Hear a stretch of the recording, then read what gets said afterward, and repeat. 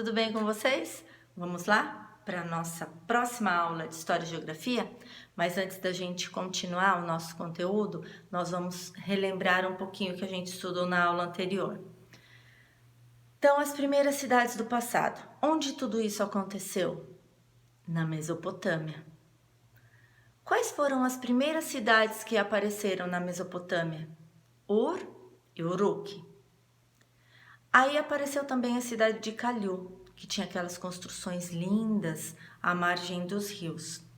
Eles construíam as suas casinhas à margem dos rios, porque eles viviam ali, porque eles dependiam do rio para sobreviver. Como se chamavam esses povos que moravam na Mesopotâmia? Sumérios. Muito bem, chamavam-se sumérios. Como que eles viviam? O que eles comiam? Como que eles se organizavam? Bom, a Mesopotâmia se localizava entre o rio Tigre e o rio Eufrates. Os dois rios que margeavam a Mesopotâmia. Os sumérios moravam na margem desses rios, ok? E aí eles viviam das plantações e do cultivo de animais. Como que eles plantavam? Eles plantavam os seus alimentos na margem do rio, na beiradinha do rio. O rio, em épocas, aconteciam as enchentes, ou seja, eles transbordavam. Eles transbordavam e molhavam a terra. Quando eles voltavam ao seu leito normal, a terra estava molhada e com seus nutrientes que a água também tinha contribuído.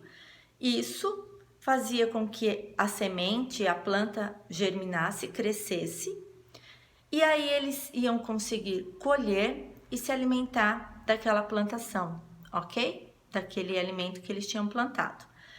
Passado um tempo, eles plantavam novamente, mexiam na terra de novo, e acontecia novamente as cheias, tudo se repetia, tá? Assim que eles se alimentavam, ok? Lembram disso? Muito bem. A terra era muito fértil. O que é fértil? Ela tinha muito nutriente na terra. Então, fazia com que o alimento, a plantação, crescesse muito mais rápido, saudável. E com isso, eles tinham uma vida mais saudável, né? Porque eles faziam tudo ali na aldeia. Eram tudo combinadinho. As famílias que moravam ali eram pouquinhas. Eles dividiam as tarefas. Cada um fazia um pouco, um plantava, um colhia, um cuidava do alimento, outro cuidava da casa, um cuidava dos animais. Então, era tudo muito organizado, tá? Então, vamos lá para a página 146 para a gente continuar essa historinha, ok? Coloca a data aí. Hoje é dia 10/7, que é de julho de 2020.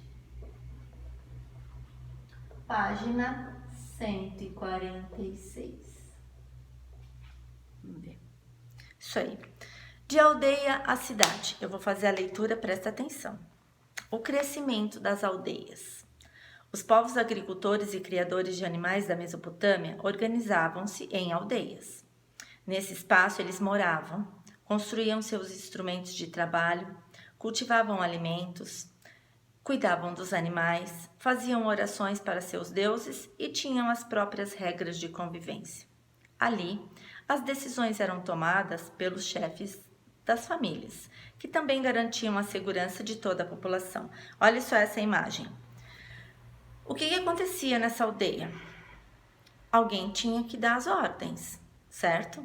Alguém tinha que comandar, que ser o líder para organizar tudo isso, senão virava bagunça. Então, quem era? O chefe da família. Mas quem era o chefe da família naquela época? Geralmente o homem, né? Pai, tá? Então, tinha assim, aqui nesse desenho tem 3 casinhas, então 3 famílias, ok? Essa era uma aldeia pequenininha na margem do rio. O que acontecia? O chefe da família organizava, olha, você vai plantar, você vai colher, você vai cuidar dos animais, você vai fazer a comida, você vai tecer, vai fazer o tecido, vai fazer as nossas roupas, você vai cuidar de limpar a casa, entendeu? Cada um tinha a sua tarefa. Por quê? Porque assim tudo era muito organizado. Ninguém ficava sem fazer nada. Até as crianças trabalhavam, Sim, nossa tia, mas as crianças trabalhavam. Sim, não é trabalhar, é colaborar, é ajudar, por exemplo, varrer a frente da casa, dar um pouco de alimento para o animal, era isso, tá? Então as crianças auxiliavam nesse trabalho, não ficavam sem fazer nada. E com isso elas iam aprendendo como sobreviver naquela época, né? Que não tinha nada naquela época. Eram aldeias, não existiam as cidades ainda, né? E aí eles cultivavam os alimentos, né? Criavam os animais. E aí tem uma parte que eles falam assim: eles faziam orações aos deuses. O que é isso? Eles agradeciam por tudo que eles tinham, sim, a todo momento. Então a gente não vai, quer dizer, a gente não ia na igreja fazer orações, assistir a missa. Lá não existia isso. Então eles pediam a Deus, aos deuses que eles acreditavam, que tudo aquilo desse certo, que a plantação crescesse, que os animais estivessem saudáveis, que eles estivessem saudáveis, que não acontecesse nenhum mal para eles. Então, além de tudo isso, eles eram gratos pela vida e pelo alimento que eles tinham. Então, com isso, tudo dava certo, né? E aí, cada aldeia tinha suas próprias regras, porque cada chefe da família organizava de uma certa maneira, tá? Ah, mas não existia só essa daqui da foto? Não, existiam várias aldeias em espaços diferentes, ok? Então, cada um vivia ali no seu cantinho, na sua aldeia. Bom, vamos para a página 147. Como que eles faziam as coisas se não tinha comércio, não tinha nada?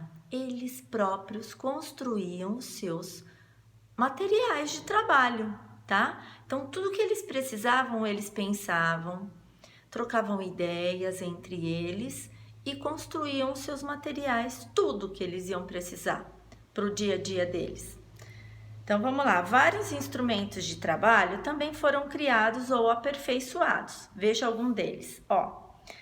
Com uma pedra retangular como base e a ajuda de uma pedra achatada, chamada mó, era possível moer grandes punhados de grãos de uma só vez e produzir muita farinha para fazer pães. Assim foi inventado a moenda. Moenda é onde moe as coisas, tá? Então, como não existia lá tudo bonitinho, eles tinham que criar. Então, eles pegaram uma pedra, um paralelepípedo, com uma outra pedra redonda em cima, e ali eles colocavam os grãos e amassavam até virar farinha. Era tudo manual, tá? Com a foice de madeira e pedra talhada, era possível colher em poucas horas grãos para alimentar uma família inteira. Olha só, hoje a gente tem a foice, tem a faca, o facão, né? Um monte de coisa que auxilia nesse processo de colheita. Naquela época não existia, eles construíam. Olha, eles construíam uma foice, então a foice vem de lá, da Mesopotâmia, tá? Depois ela foi evoluindo, né? E para ser a foice que a gente conhece hoje. Então, um pedaço de madeira com alguns pedaços de pedras, fala pedra talhada porque é pedra quebrada, fininha, enfincada aí na madeira, porque ele conseguia cortar a plantação com isso. Depois o caldeirão feito de terracota, material impermeável e resistente ao fogo, que permitia cozinhar os alimentos, principalmente os grãos, muito comuns na Mesopotâmia, como a lentilha e a ervilha. Era a argila, era o barro que eles construíam esses caldeirões para fazer os alimentos, tá? E depois o machado feito de pedra facilitavam o corte da madeira e a construção de moradias. Então, com madeira e pedra novamente, eles criaram o machado para facilitar em tudo na construção, no trabalho deles, ok? As técnicas de cultivo da terra se tornaram eficientes e assim mais alimentos foram produzidos. As formas de armazená-lo também melhoraram e lugares específicos para esse fim foram construídos na aldeia. Então, tudo foi melhorando a partir de tudo que eles criavam, que eles inventavam. Por quê? Facilitava a vida deles. Nada eles precisavam fazer com as mãos, colocar força, porque eles começaram a criar esses materiais para o trabalho, tá bom? Página 148, vamos lá, coloca a data. Continuar a leitura. Com tantas transformações, os aldeões é como eles eram chamados, quem morava nas aldeias, tá? Passaram a viver melhor e começaram a produzir mais do que o necessário para sua sobrevivência, ou seja, começou a haver excedentes de alimento. Então, como eles começaram a criar bastante instrumentos de trabalho, tudo era muito fácil, né?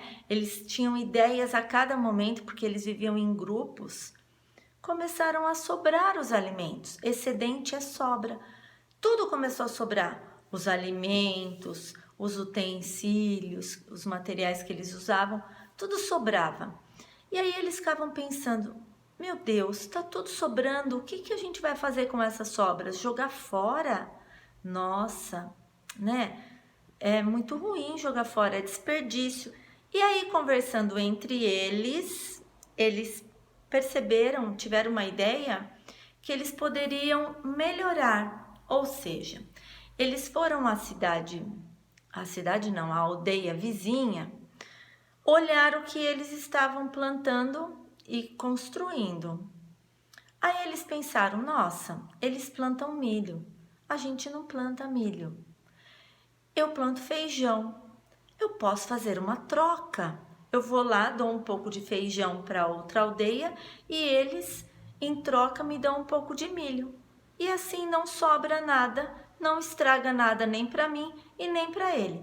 Então eles começaram a viver das trocas de alimentos e depois das trocas dos materiais que eles produziam, tá? Então assim, nada mais sobrava, porque eles trocavam e aí eles conseguiam se manter melhor ainda.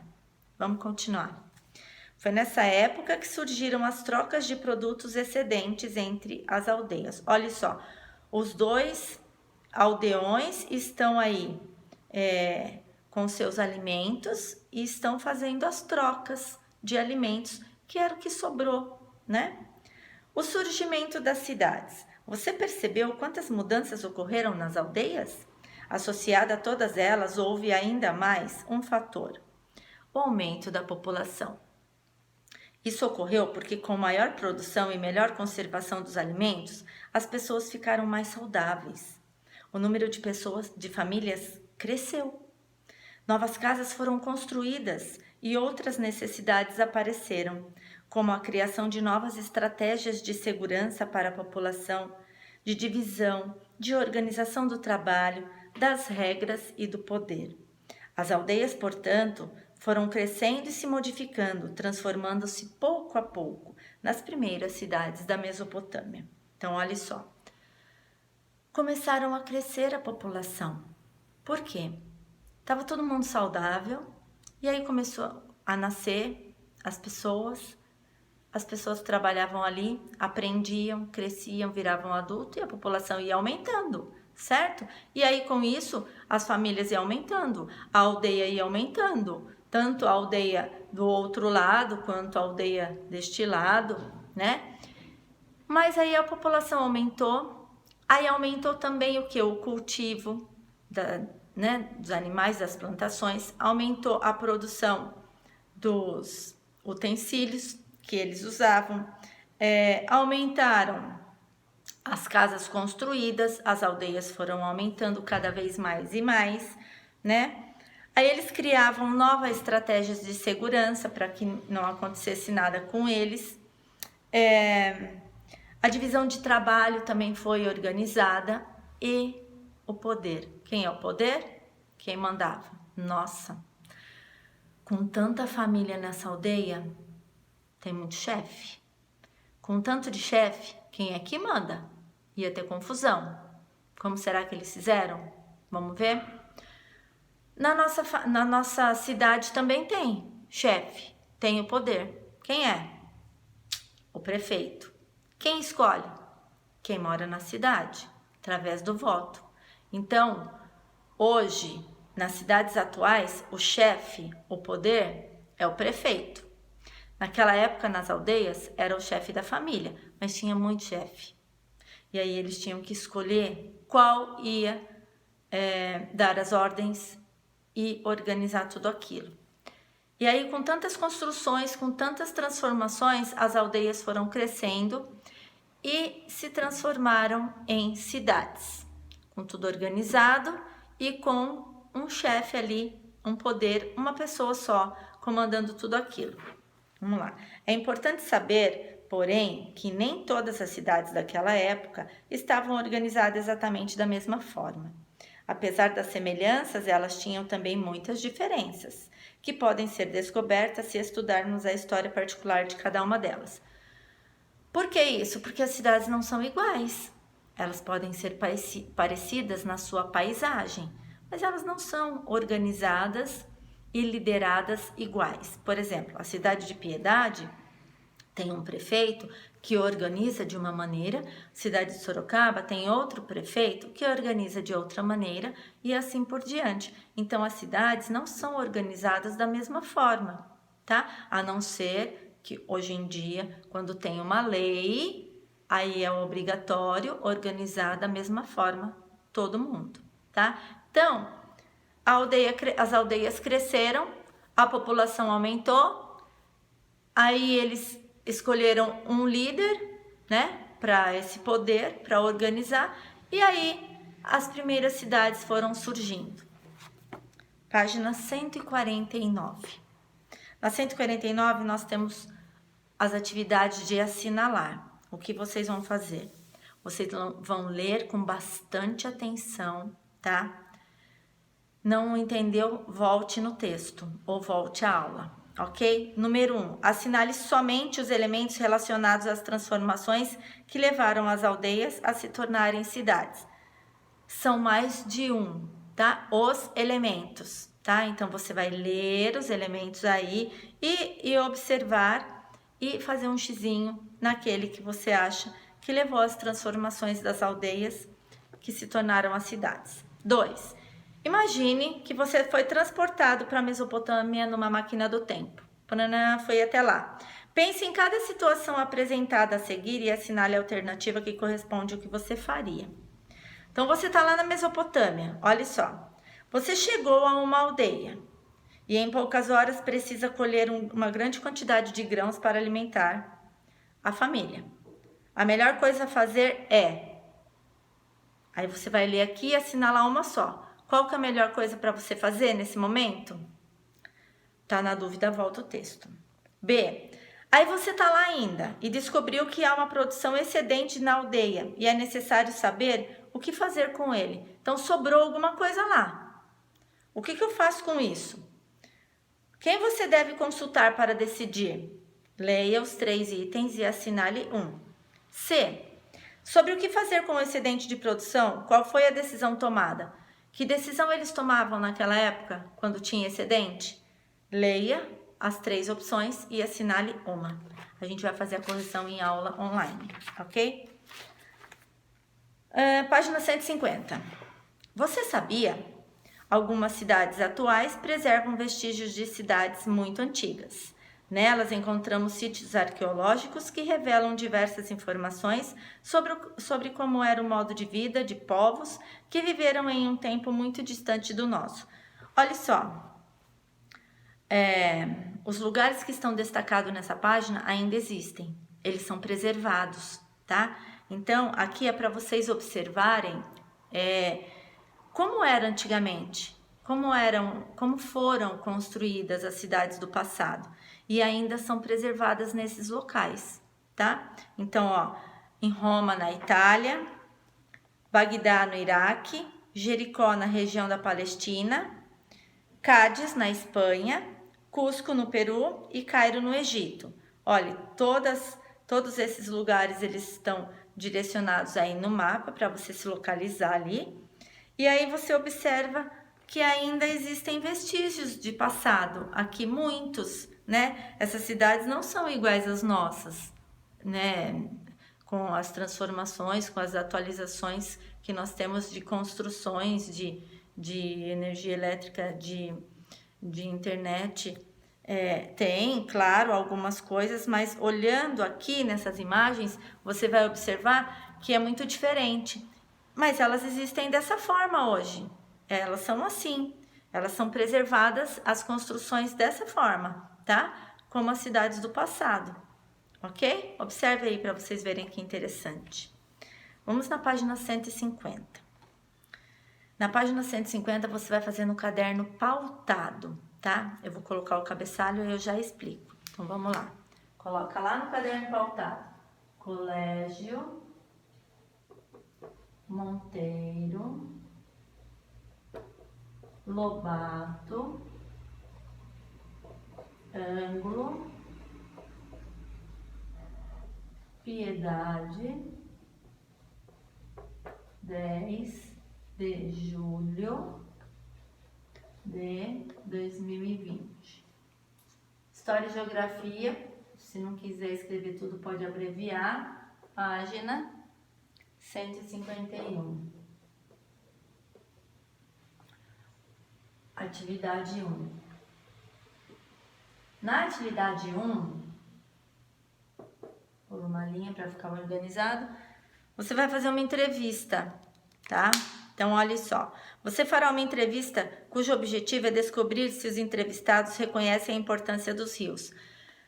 Lembra que o rio era muito importante lá na Mesopotâmia? O rio, para que servia? Para eles se banharem, porque não existia esgoto, banheiro, chuveiro, nada disso.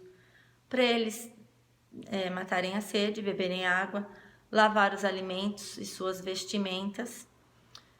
E, mais importante, para eles produzirem o seu próprio alimento. E da pesca também, porque eles pescavam para consumir o peixe e se alimentar. Então o rio era assim de extrema importância naquela época. E hoje? Qual que é a importância do rio? Você vai perguntar para 2 adultos. Qualquer pessoa, tá? Desde que seja adulto. Então olha só. Escolha 2 adultos e pergunte se eles aceitam ser entrevistados. Por quê? Você precisa perguntar porque às vezes a pessoa não gosta, tá bom? Então fala, olha, eu tenho uma tarefa para fazer, você pode me dar uma entrevista? É rápido, tá? Se você quiser ligar para alguém, se você quiser fazer uma videochamada para fazer essa entrevista, super legal, tá? Então, olha, inicie perguntando o nome e a idade dos entrevistados. Então, você vai lá entrevistar primeiro o Joaquim. Então, você fala assim, qual é o seu nome e a sua idade? Aí você vai lá e coloca nome e escreve o nome da pessoa. Aí vai colocar idade e escreve a idade da pessoa. 35 anos, por exemplo. E aí depois você vai perguntar, em sua opinião, qual a importância dos rios para a cidade? E aí você vai perguntar isso para a pessoa, o que a pessoa te responder, você vai escrever ali, tá? Que o Joaquim respondeu que a importância do rio era isso, isso e isso. E depois você pergunta para outra pessoa e faz a mesma coisa. E coloca lá no seu caderno pautado, bem organizado. Número 2. Compare as paisagens urbanas estudadas até agora à cidade de Calhu, observada na página 142. Em sua comparação, observe semelhanças e diferenças nas construções, na utilização do rio, na aparência das pessoas e dos animais. Depois escreva suas conclusões. Então, olhe só. Você vai fazer uma comparação. Sabe as paisagens urbanas que a gente estudou no módulo anterior? Nós vimos várias cidades, vários lugares, né? E aí, você vai fazer uma comparação com aquela página que tem a imagem de Calhu, na 142. Deixa eu abrir ela aqui para você ver. Ó. Aqui. Essa, cidade de Calhu. Aí você vai lá nos outros módulos e vai fazer uma comparação, tá? Dessa cidade aqui de Calhu, as construções, o que tem de diferente, o que tem de semelhante, na utilização do rio, na aparência das pessoas e dos animais. Então, você vai olhar na imagem da 142 e vai dar uma olhadinha nas cidades do módulo anterior e vai colocar aqui. O que tem na cidade de Calhu? Qual que era a importância do rio da cidade de Calhu? Como que eram as vestimentas? Como era tudo isso que é muito diferente de hoje, das cidades que vocês observaram, tá bom? A número 1 é no caderno pautado, a número 2 é aqui, tá bom? Aí você vai tirar foto dessa página da 151, tá? Tira foto e manda para mim só desta página, ok? E aí a gente encerra esse módulo sobre as primeiras cidades do passado, tá bom? Volte conteúdo, estude a aula dada, porque a aula dada é a aula gravada, é a aula online, e a aula estudada é tudo que você faz sozinho, é o que você presta atenção nas explicações e é o que você estuda na sua apostila, ok? Nós vamos trocar ideias e fazer as correções durante a nossa aula online, tá bom? Um grande beijo para você, até lá!